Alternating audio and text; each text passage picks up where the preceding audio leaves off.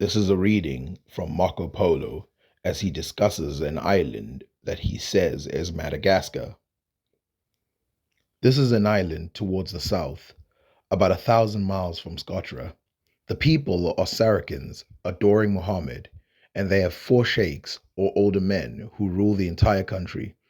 This is really one of the noblest and greatest islands in the world, being reputed 4,000 miles on circuit. In no region are so many elephants bred and their teeth sold as here and in Zanzibar. No flesh is eaten but that of camels, of which an incredible number are killed every day, and being supposed better and more wholesome than any other, it is used, if possible, during the whole year. The red sandal grows here to the height of the forest trees and is sold with advantage to foreigners. Ambergris also abounds from the number of whales which, as you would know, yield that substance. There are leopards, ounces, and lions, likewise various other animals such as stags, wild goats, and deer, some of great size. The birds are equally various, several wonderfully different from ours. Many ships arrive with abundance of goods, as cloths of silk and gold, profitably exchanged for those of their country. Mariners cannot, however, reach the either islands lying south of this and of Zanzibar, owing to the violence of the current running in this direction. It is such that while vessels can come hither from Malabar in 20 days, they spend 3 months in returning. Now, I must mention that in these southern isles, the birds called griffins are reported to exist and to appear at certain seasons. Yet they are not formed as we described and paint them, half bird, half lion, but exactly like the eagle, only immeasurably larger. They are represented so huge and powerful as to take up an elephant and carry him high into the air, and then let him drop, whereby he is at once killed, and they fed upon his carcass. It is asserted that their wings are 12 paces long, and when spread out, extend 30 paces across. They are thick in proportion. I must add that the Khan sent messengers to obtain information about the country and also the release of his subjects who had been made prisoner. They and the captives related to him many great wonders of these strange isles and brought teeth of wild boar, inconceivably large. I assure you, he found them to weigh 14 pounds. You may thus judge as the size of the boar, and indeed some are equal to a buffalo. There are also giraffes and wild asses and other beasts and birds wonderfully different from ours. To return to the griffin, the people of this island do not know it by that name, but call it always rook. But we, from their extraordinary size, certainly conclude them to be griffins. Having nothing more to tell of this island, I will go on to Zanzibar. Now, before he goes to Zanzibar, I must explain that he was not in Madagascar. He did not travel to Madagascar. And so he made a couple mistakes. One, there are no elephants in Madagascar, and there was no real big trade of elephants in Madagascar. There are no leopards, too. In fact, wild animals, big animals, don't really exist in Madagascar. The island that he certainly was in or heard about was Comoros. Now, given that he made a mistake this big of mistaking Comoros, the Comoros Islands, with Madagascar, this will tell you how limited his information was. Coast of Zanzibar. This is a very great and noble island, about 2,000 miles in circuit. The people are all idolaters, have languages and a king of their own, and are subject to no other power. They are not very tall, but so broad and thick that in this respect they appear like giants. And they are likewise immensely strong, bearing as large a burden as 4 other men, which is really no wonder, for they eat as much as 5. They are perfectly black and go naked, with the exception of a cloth around the waist. Their mouth is so wide, their nose so turned up, their lips and eyes so big, that they are horrible to behold, and anyone meeting them in another country would believe them devils. Elephants abound, and a great traffic is carried on their teeth. Likewise, lions of a peculiar species with ounces and leopards.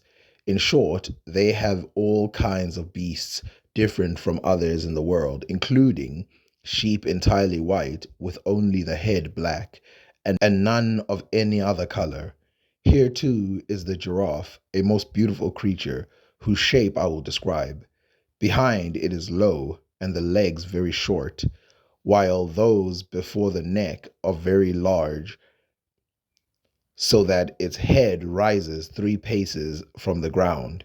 The animal is small and is quite harmless, and its color being red and white in circles. It is very beautiful, but there is a thing which I had forgotten about the elephant, that it caresses the female in the same manner as the human species. I must say the women of this island are most ugly objects, with large mouth, eyes, and nose, and their breasts 4 times that of an ordinary size. In short, they are hideous. The people live on rice, flesh, milk, and dates, and though they have no vines, make a very good liquor of rice, sugar, and spices. There is a great trade, particularly in elephants' teeth, and a good quantity of amber. The men are very brave in combat and have little fear of death. They have no horses, but fight upon camels and elephants, placing on them castles well covered, with 16 or 20 men mounted on them, bearing lances, swords, and staves, and making a very powerful force in battle. They have no arms except leathern shields, lances, and swords, with which they fight well.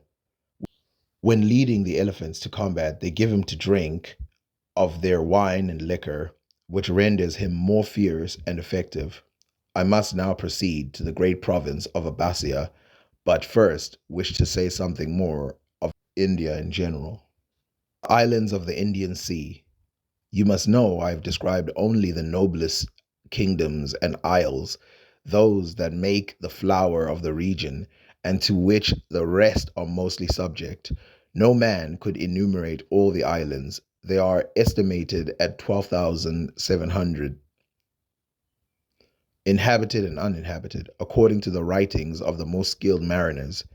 In the greater India, which extends from Mabar to Kesmarkoran, are 13 very great kingdoms, of which I have described 10.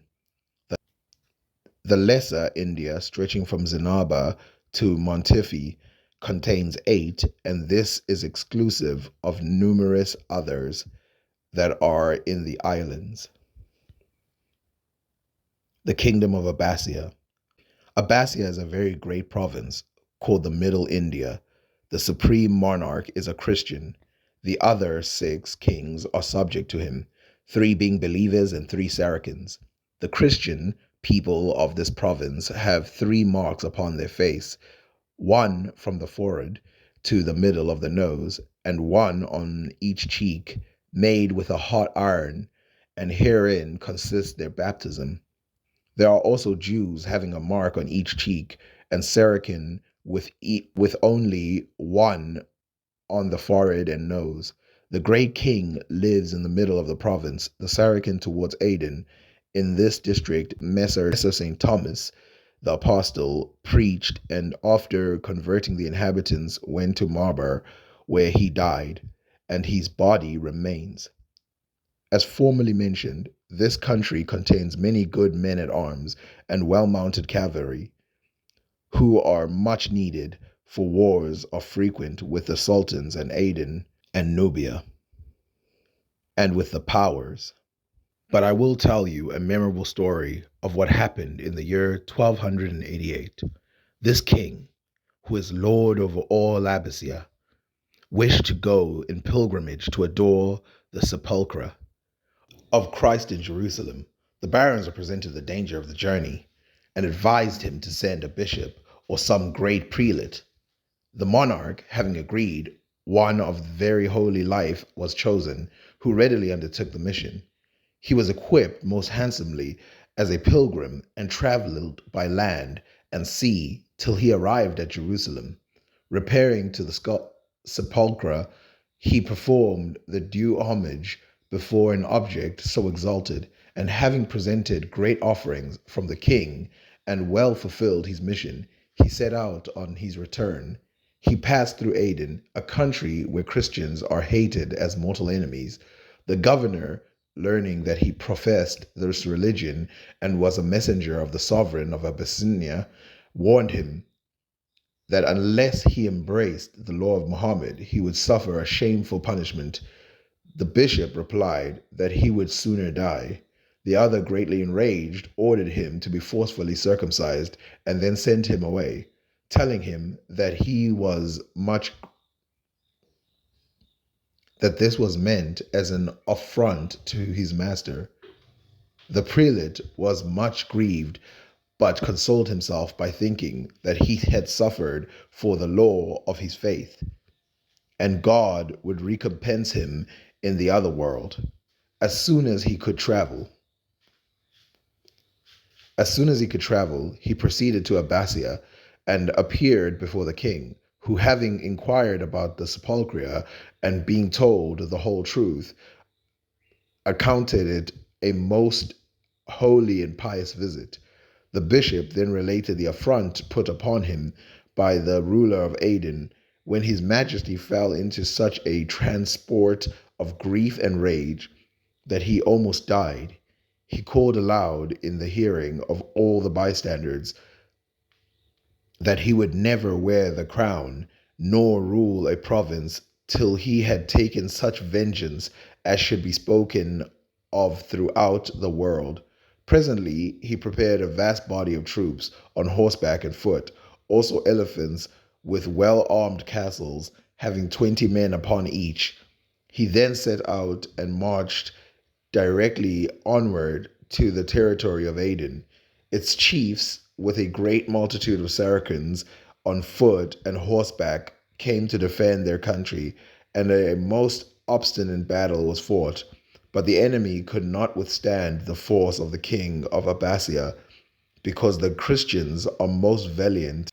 They fled and were slain in great numbers, the victor entering the country in 3 or 4 places, greatly wasted and destroyed it, killing many of its inhabitants.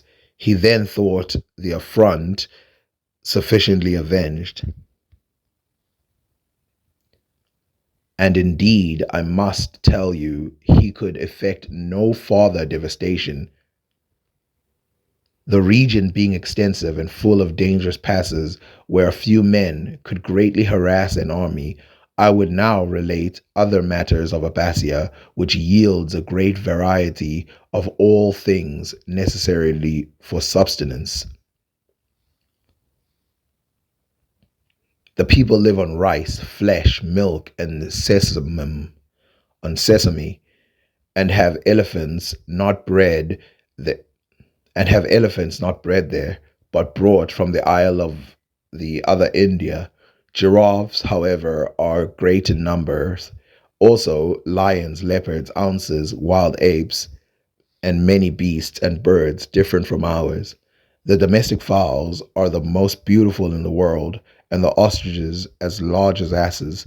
They have parrots because they have parrots, beautiful and various, also monkeys and cats of 2 species, with faces exactly like those of men.